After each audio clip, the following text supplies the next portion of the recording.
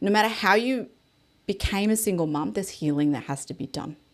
There's healing, because the journey to find yourself as a single mother, there's been hurt.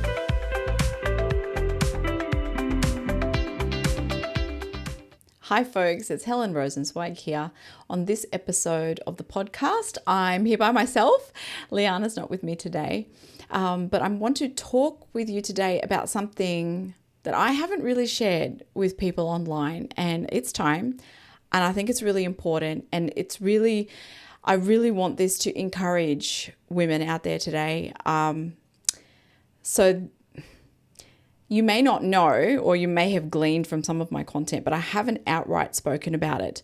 But I was a single mum for 7 years. So I wanted to talk about single motherhood today, and I want to challenge your mindset about it. If you are a single mum, I have a lot of encouragement for you today. So please stick around while we look at this, because I have things to share from my own experience that I really want to encourage you.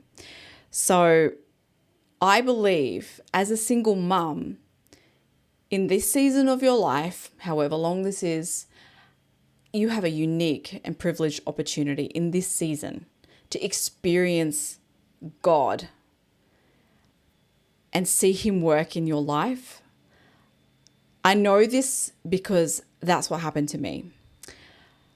It doesn't matter how you became a single mum, what circumstances have led you to be a single mum. For me, it was divorce. But God sees you, and He wants to do amazing things in your life in this season. So I want you to change your mindset about single motherhood. Yes, it's hard. Oh my gosh, it's so hard. It can be lonely. You can feel like, why me? Why did this happen to me? You can feel like a failure. I felt like a failure for a long time. You can feel like a failure, that you're not worthy of God. There's so many things behind it. And I want to challenge you to put that aside and look at the unique opportunity that you have as a single mum, because I believe this is an opportunity for you to see God at work in a way you wouldn't if you were married, if you had a husband to help protect you and provide and just being there with you. You have a unique opportunity to allow God into that space and let Him heal you. That's how I tackled it. When I became a single mum, so I was just on 30, I had a little one and I was pregnant. Okay. So, if you want to hear more about, before I continue with that, if you want to hear more about my testimony, sort of around that, there is a testimony online. I don't want to put it on here. So if you would like to see that testimony, it's only 4 minutes long. Just go to helenrosenzweig.com/testimony. Go there, pop in your email address, and I'll send it to you. There's also reasons why, it's set up that way. There is some privacy things. So, if you'd like to listen to that, I encourage you to do so. Probably bring your tissues, but it's only about 4.5 minutes long. I was a single mum. That was not in my plans. That was definitely not in my plans when I had planned out my life and thought about where I was going. Definitely did not see that coming. That was not in my plans. But I embraced the situation, and I looked at it as an opportunity to see what I needed healing from. I wanted to know why, how I got there. And the important thing is, I went to God for those answers. I just really dug in deep with God. And I saw Him come through for us so much. Like, I actually look back on that time. It was a sacred time for me and God. In some ways, I kind of miss it. And I'm not saying that I don't wish I'm married again, because, I've been married now for 8 years. I've been remarried for 8 years.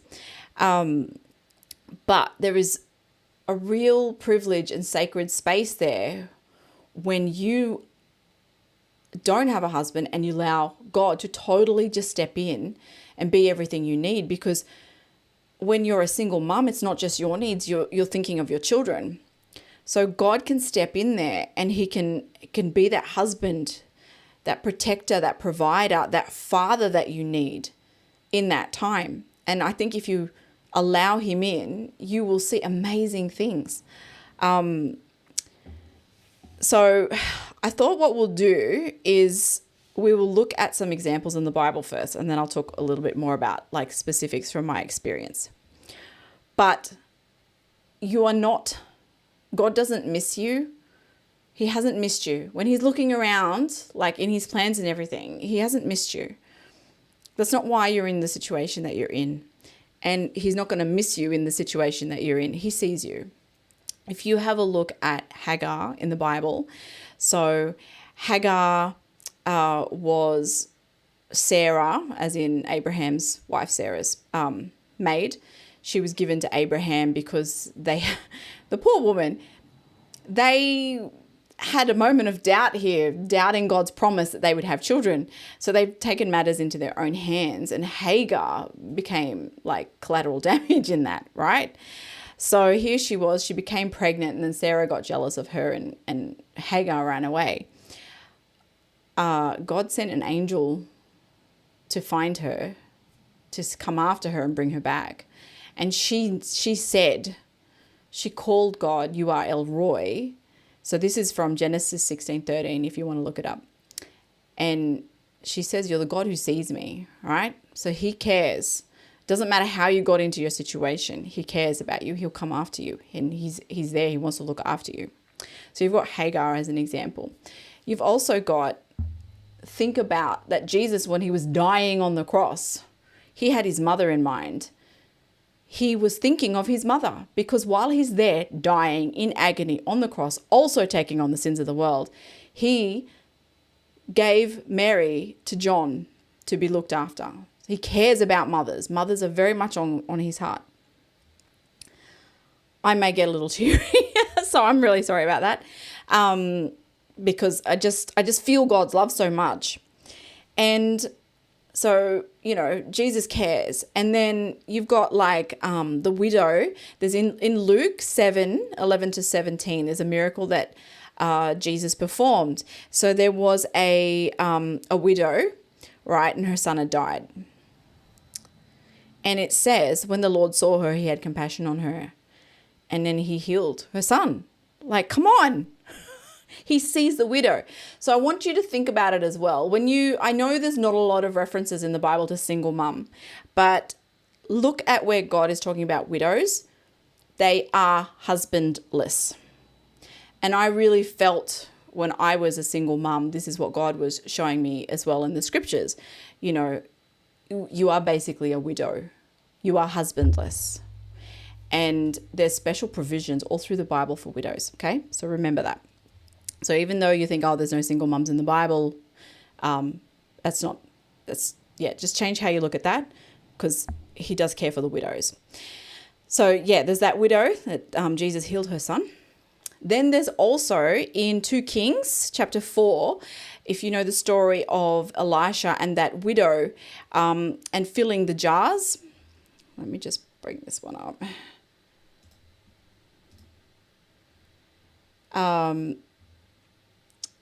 She's a widow, and the debt collectors are about to take her 2 children away as slaves because she can't pay her debts, right?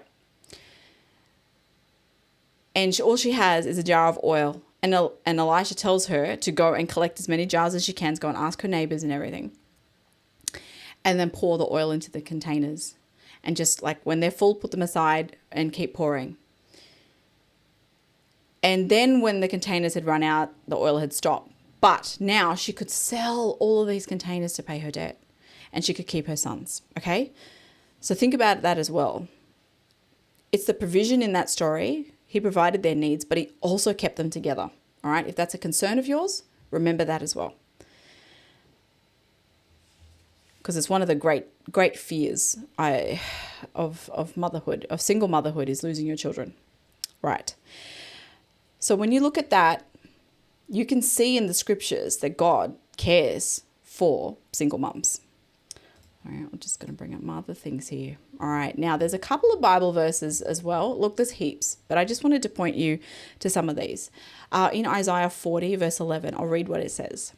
He protects his flock like a shepherd. He gathers the lambs in his arms, and he carries them in the fold of his garment. He gently leads those that are nursing. All right, that's mothering. He gently leads those. So he already protects us. He's already a shepherd, all of us in his flock. He's already protecting us. But then he gently leads those that are nursing. He has special care and consideration for those who are mothering in the season of motherhood. So that'll help you no matter what, like if you're a single mum or a married mum, because motherhood is tough no matter what, okay? We know that. Now, Psalm 68:5.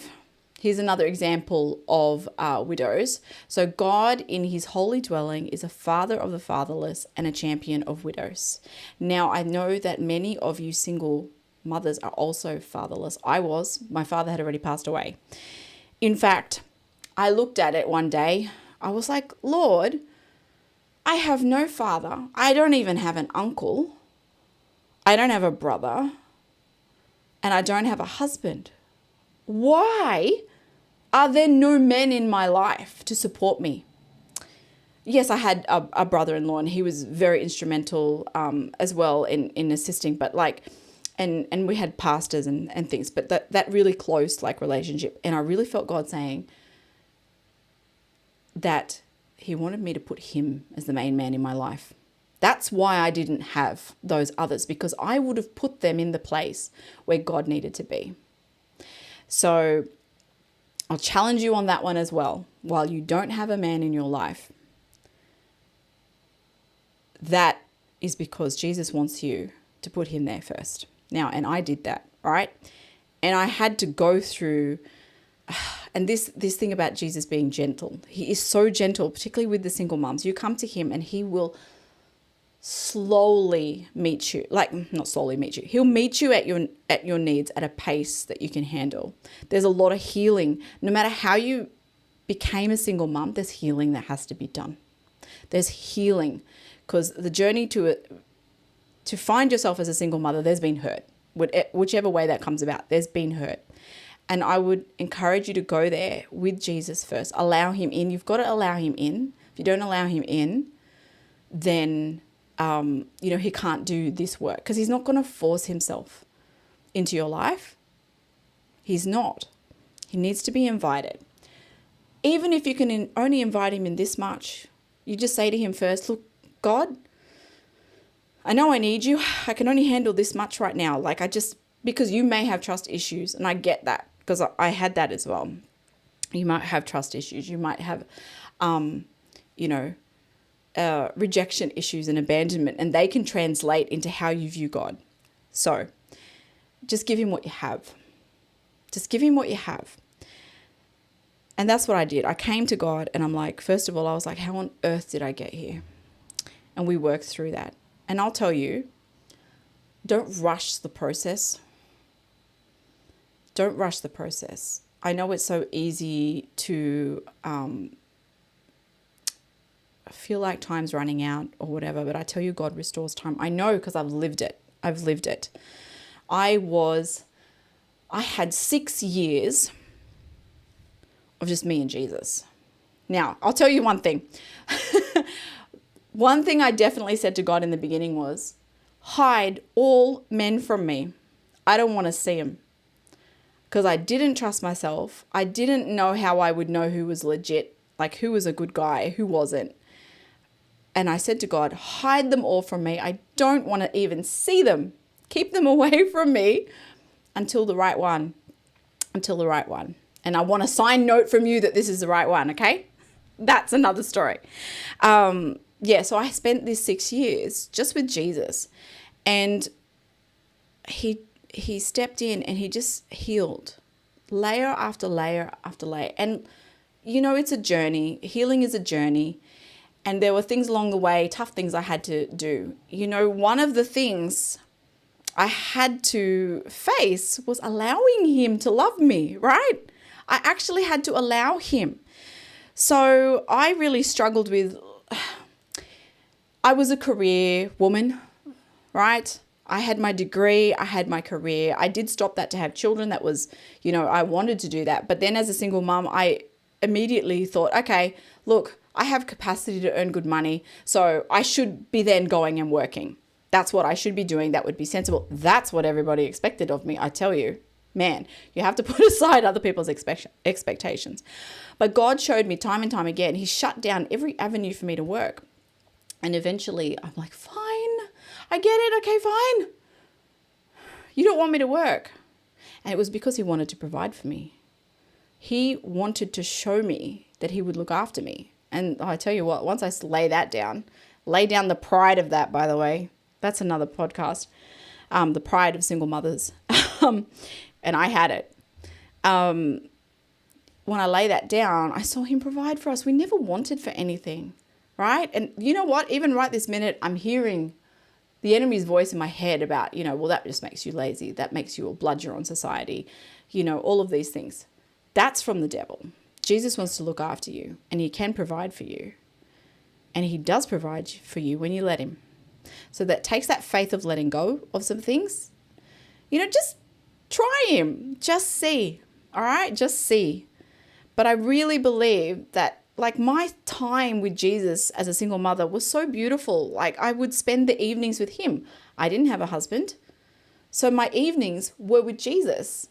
And I've spoken about this before in a previous podcast about journaling. That's when I started really journaling, and I'd read the Bible and I'd write it out in my journals, and that became my time with God. And it was like multiple benefits came from that, including better sleep, reduced anxiety. But really what came out of that was my trust with him and my ability to hear him and know his leading. And we went through some very challenging times. We definitely went through some very challenging times. I had to trust him with my children all the time. But that's part of the process. You've got to let go to give Jesus the opportunity to show you that he loves you, he's caring for you. So he provided for us financially, he provided for us physically, he provided protection and comfort and peace and joy. I tell you, there was so much joy. When I really, really just went deep in my relationship with Jesus, oh, so much joy, and I got to know him. And that flows to your children, because there's one thing, if you are a single mom, your healing is also your children's healing. It's the next generation and the generation after that's healing, because then you will break the generational chains. And I looked at that, I could see in my family, whoa, there's a generational chain here. I was 3rd generation divorced and abused. You come to Jesus and you break that, even for the sake of your children and your grandchildren and the future of your family, because I certainly didn't want that to happen to my children. And if you want healing for your children, you've got to get healing for yourself. You've got to, because you need to be able to parent them from a healed place. So you're not parenting them from a place of fear and anxiety and bitterness. Let God in. Let him come in and heal you. Let me just see. Let him advocate for you. I had to do that. I tell you, the things that people would say, the things said about me and just the circumstances, I had to let that go. What people think, man, that broke me of what people think. Let go. It doesn't matter. It's what Jesus thinks. And he knows your heart. If you're seeking after him, he takes care of all of these things. Just let him love you, be your husband. Because I think Paul speaks about this too. Like, he wishes that people could be single like him, because when you're married, you've got another person to, I'm not dissing marriage, but in that season, your attention's more divided. So as a single mum, I think there's another opportunity here, because another level of opportunity here to really get close to God and see amazing things, because it isn't just you. Like, there's a difference between being single, and that has its pains, that has its struggles, but so does marriage. Every season does. And then single motherhood, you've got your babies that also you're worrying about. And God cares about them too. Remember that Jesus cares about your children even more than you do. Keep that in mind, and that will really help.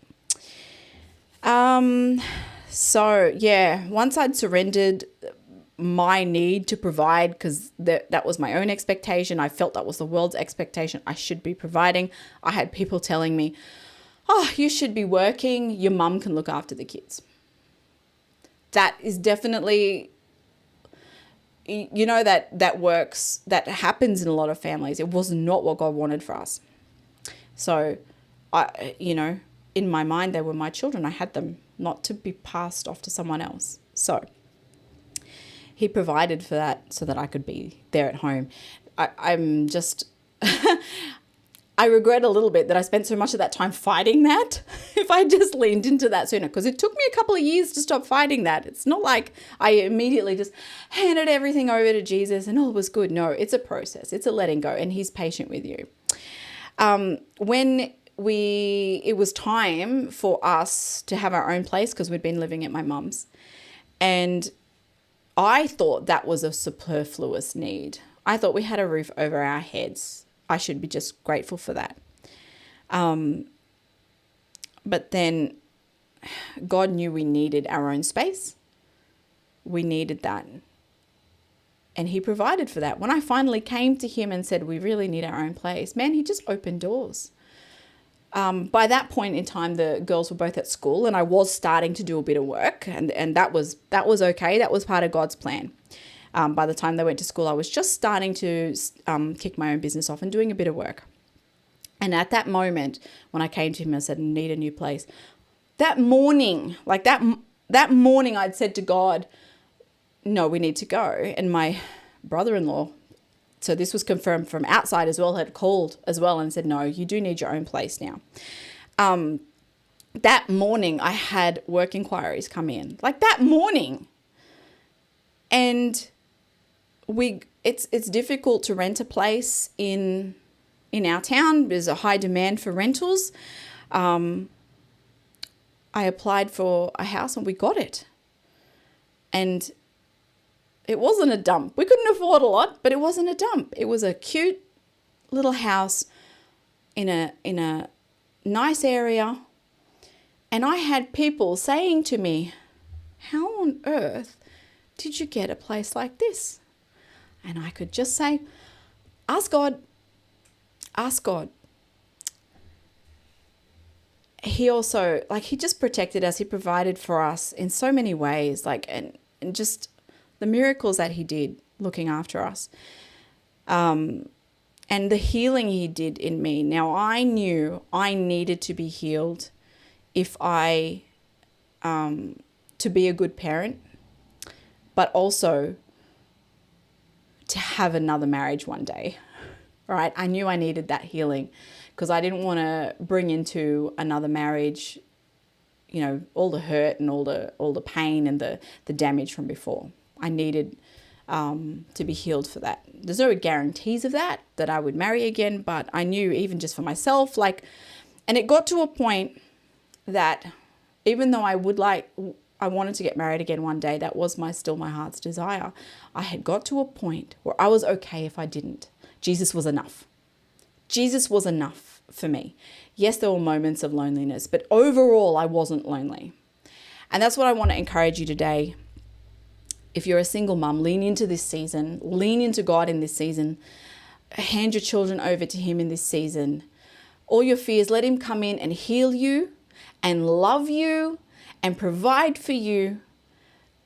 It's your opportunity to see firsthand God's work. And I tell you, that builds your faith. That builds your faith, and you can hang on to that for the rest of your life, because you'll be able to say, no, I know God. I know he loves me because I've seen him do this. I've seen him do that. He was there for me in this moment. He was there for my children in this moment. He's taken us through all of this. When you have that, that's your testimony. No one can take that away from you. So yeah, I really encourage you as a single mum. And look, if you're not a single mum, but you've seen this, share it with single mums out there. And I also hope you take away from this an understanding of where single mums are at. They need a lot of love and care. And sure, definitely help single mums where you can. But yeah, that's my encouragement to you, because that was such a special time in my life that I still kind of miss it. I'm happily married now. I don't actually want to go back to being a single mum, but there was such a special and sacredness to that time. And my faith is so much stronger because of it. And so even as challenges keep coming in life as they do, I can go, well, I know, because God did this before. He's done this before and he'll do it again. You've heard songs that, he'll do it again. He'll do it again. Yeah. I hope this blesses you. Please share this if it has. Please subscribe if you want to notify more of these episodes. I will put a link to that if you were interested in my testimony. I'll put a link to that in the show notes as well, where you can pop your email in. I won't send you anything else if that's what you don't want. But just so that you can get that testimony. And please let me know if there's anything else you'd like me to talk about, particularly, in regards to single motherhood. There's a lot there, but I've been through that. And yeah. All right. Until next time, I hope you have wonderful encounters with God, and that you'll just feel his love. All right. See you.